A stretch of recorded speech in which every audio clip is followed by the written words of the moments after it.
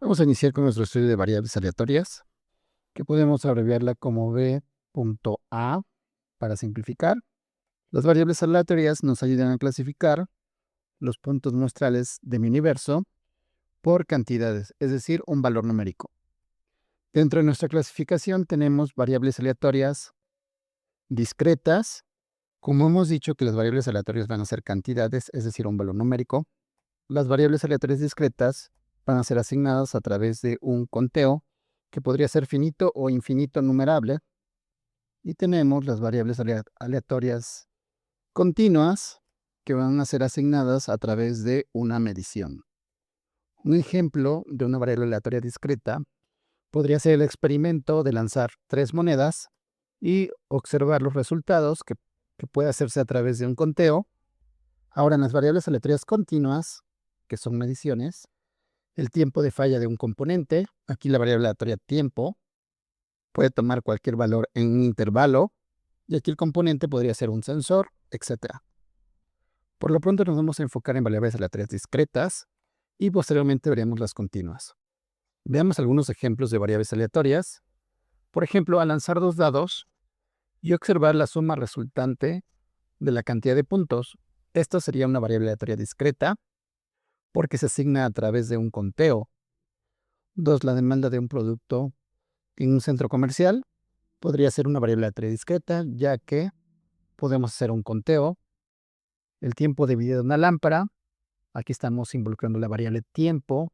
El tiempo es continuo porque no salta de un segundo a otro. Por ejemplo, la lámpara podría tener un tiempo de vida de 1000 horas o de 1000.5 horas, etc. Entonces, concluimos que aquí es continuo. Ahora veamos una definición formal de lo que es una variable aleatoria.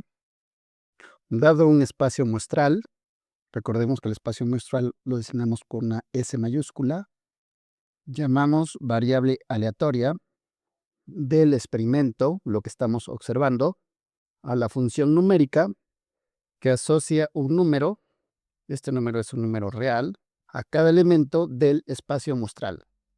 Aquí estamos metiendo el término función, por lo que cumple todas las propiedades de una función, como funciones discretas, es decir, podemos asignar un conteo.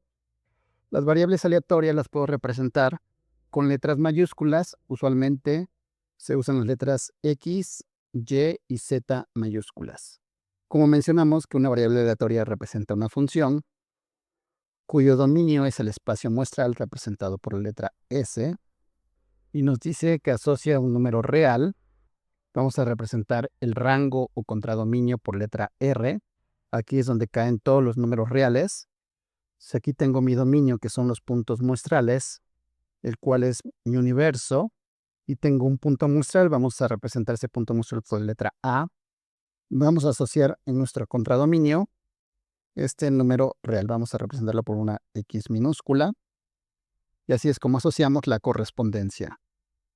Es decir, si a mi función, que le llamo X mayúscula, le asocio este elemento del espacio muestral, el resultado va a ser un número real representado por la letra X minúscula.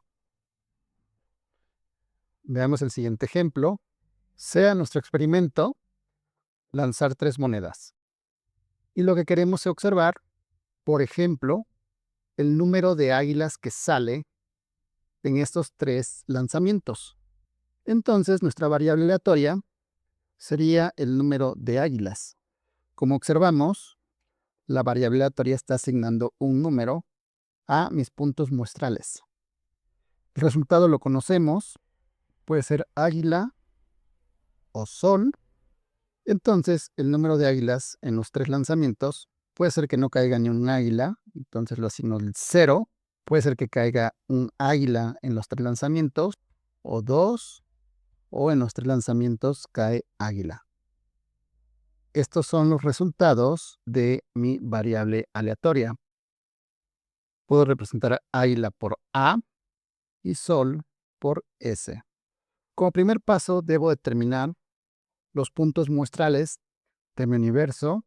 Para ello me puedo auxiliar de un diagrama de árbol, donde mi primer lanzamiento puede ser un águila o un sol. En el segundo lanzamiento podemos asociar esta águila con águila o sol. De igual forma podemos asociar este sol con águila o sol. De igual forma para nuestro tercer lanzamiento. Entonces mi espacio muestral tiene los posibles resultados: caer 3 veces águila, caer 2 águilas y un sol, y así sucesivamente para todos los puntos muestrales. Y aquí tengo mi universo, que si lo contamos son 8 puntos muestrales. Eso también lo podremos saber por la regla de la multiplicación. Primer lanzamiento, 2 posibles resultados. Segundo lanzamiento, 2 posibles resultados. Tercer lanzamiento, 2 posibles resultados. Esto es igual a 2 al cubo y esto es igual a 8. Retomemos nuestro ejemplo con nuestro espacio muestral. Ahora vamos a asignar los números. Que no salga ni un águila. Asignamos el número real 0. Que salga solamente un águila. Serían los puntos muestrales siguientes. Aquí solamente tenemos un águila. Ahora que salgan 2 águilas, asignamos el número 2. Y finalmente que caigan 3 águilas. Asignamos el número 3. Ahora observamos la función que cumple una variable aleatoria, que es asignar un valor numérico a mi espacio muestral. Si me regreso a la definición formal, observamos que mi espacio muestral es mi dominio, mi contradominio son números reales a través de una función llamada variable aleatoria. Es decir, si tengo mi espacio muestral, y aquí tengo mis posibles resultados, este es mi dominio, aquí tengo mi contradominio, que son mis resultados de la variable aleatoria, y así es como lo representamos como una función, donde estamos asociando un número real en el contradominio. Ahora vamos a analizar las probabilidades del ejemplo anterior. Vamos a definir la variable aleatoria x mayúscula como el número de águilas en el lanzamiento de 3 monedas. Como nota, cuando asignamos una probabilidad a una variable aleatoria, podemos leerlo como la probabilidad que la variable aleatoria x sea igual a un número, vamos a llamarle x minúscula. Entonces, recapitulando, tengo mi espacio muestral con mis posibles resultados y tengo mi dominio o rango con los valores que toma la variable aleatoria. Entonces, para x tomo el valor de 0, es decir, este valor. Entonces, la probabilidad que la variable aleatoria x tome el valor de 0, es decir, que no salga ningún águila, voy a poner los resultados por aquí, va a ser igual. Entonces, este evento ocurre cuando caen 3 soles, es decir, ninguna águila, ocurre una vez entre los 8 posibles resultados que tenemos. Aquí estamos usando la frecuencia relativa. Ahora para x que tome el valor de 1, lo leemos como la probabilidad que la variable aleatoria x tome el valor de 1. Esto es igual. ¿Cuántas veces cae solamente un águila de los 3 lanzamientos? Esto ocurre 1, 2 y 3. Entonces es 3 entre el total de casos favorables, que como dijimos es 8. Ahora para que la variable aleatoria tome el valor 2, es decir, la probabilidad de que la variable aleatoria tome el valor 2 es igual. Esto es que caigan 2 águilas. Esto ocurre 3 veces entre un total de 8 posibles resultados.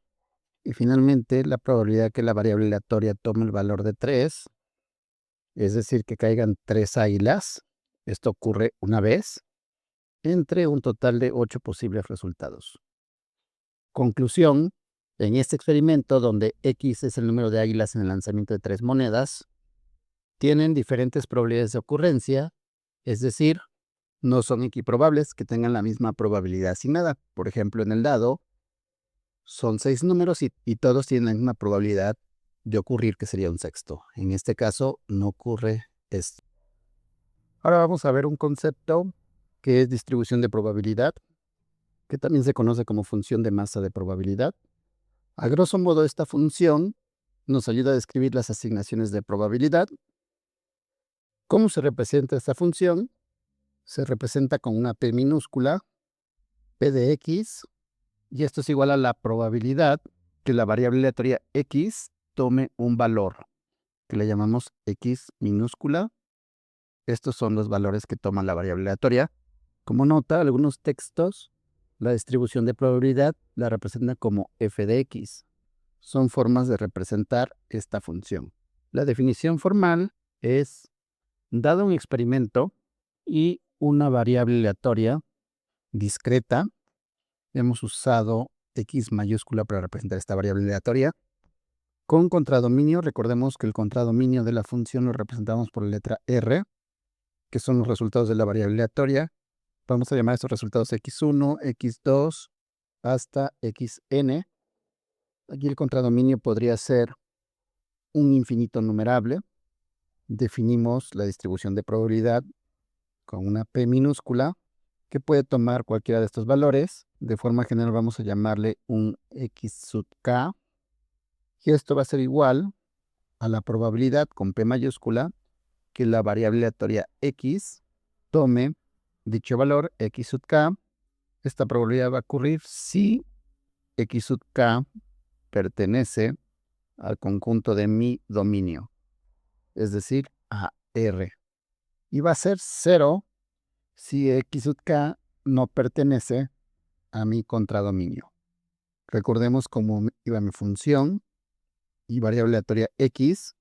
El dominio es el espacio muestral S y viaja hacia mi contradominio R. R son mis posibles resultados. Esto se ve así. Tengo mi dominio, que es mi espacio muestral S, y para un punto de mi espacio muestral, lo voy a llamar A minúscula, viaja a mi contradominio, que son los resultados de mi variable aleatoria, son todos estos. Tomo una X minúscula. Recordemos lo que mencionamos, que esta función, masa de probabilidad, su tarea es asignar probabilidades. Entonces, al asignar probabilidades, los resultados solo pueden ser entre 0 y 1. Entonces, esta función masa de probabilidad la representamos con una p minúscula del contradominio R.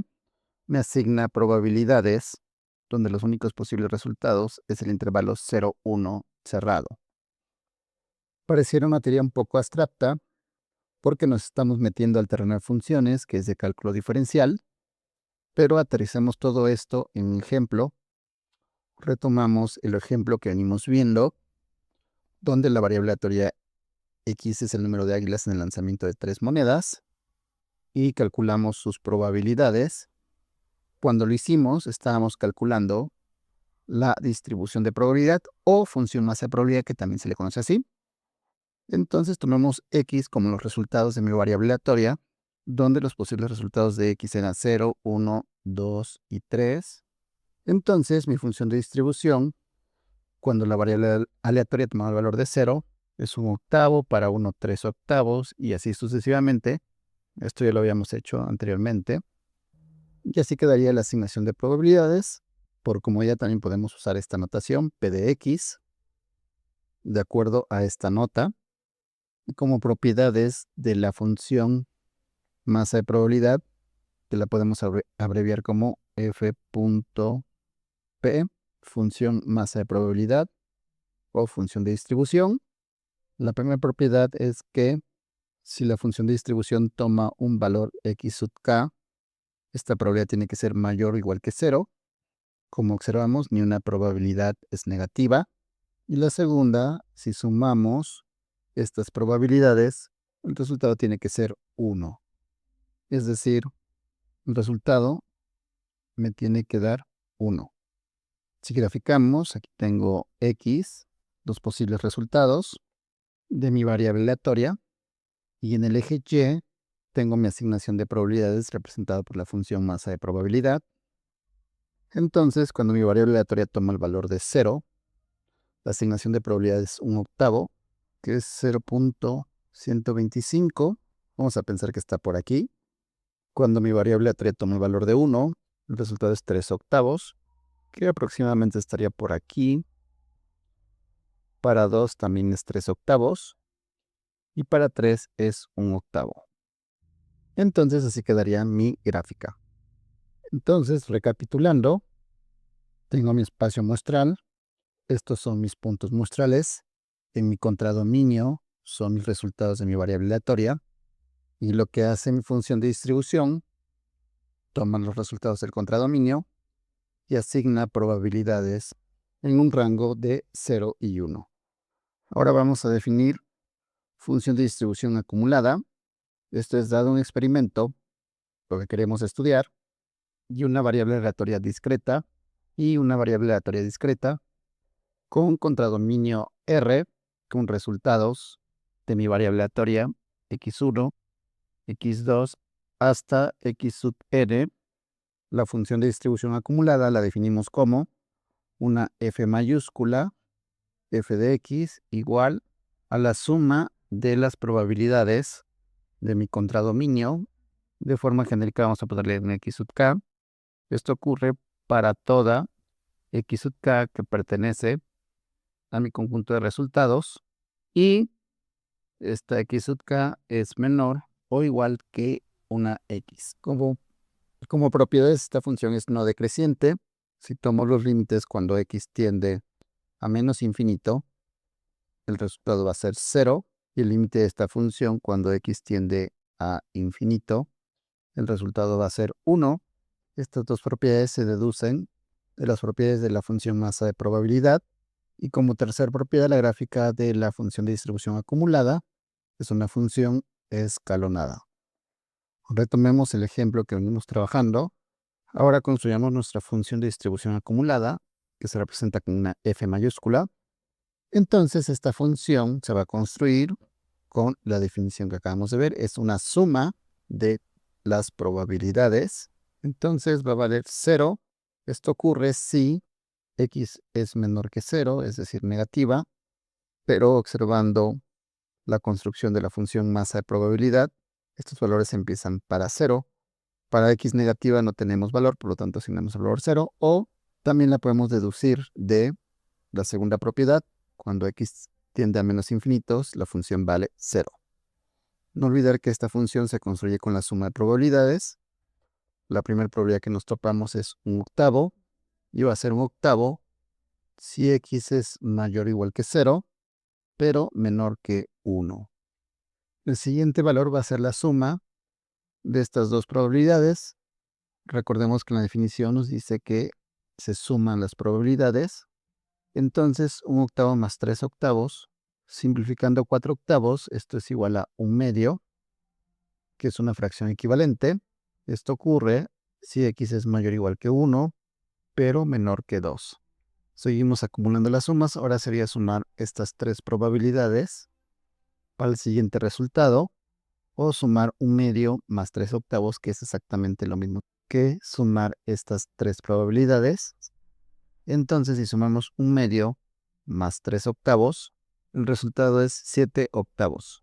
Esto ocurre si x es mayor o igual que 2, pero menor que 3.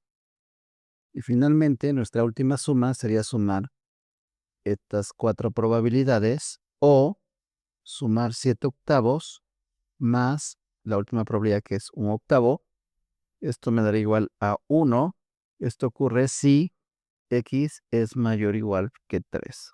Si x es mayor o igual que 3, ¿qué pasa cuando el límite de esta función de distribución acumulada tiende a un valor muy grande o infinito? El resultado es igual a 1, que es lo que estamos llegando. Vamos a construir la gráfica de la función de distribución acumulada. Como nos indica la tercera propiedad, la gráfica de la función de distribución acumulada es una función escalonada. Entonces lo empezamos a construir con estos valores. Para x menor que 0, tomo el valor de 0 de forma abierta. ¿Qué significa que sea abierta? Significa que nunca va a tocar el 0. Y mi resultado siempre va a ser 0 para cualquier valor que esté a la izquierda de 0. Siguiente intervalo, si x es mayor o igual que 0, me posiciono en mi gráfica, pero menor que 1, el resultado me dice que la función es 1/8. 1/8 estaría por aquí. Aquí sí toca el 0. Y todo este intervalo hasta llegar a 1 de forma abierta, es decir, no toca el 1. En todo este intervalo, la función de distribución acumulada vale 1/8. Siguiente intervalo para x mayor o igual que 1, pero menor que 2, el resultado es 1/2. Aquí significa que sí toca el 1 y el resultado es 1/2, que estaría aproximadamente por aquí.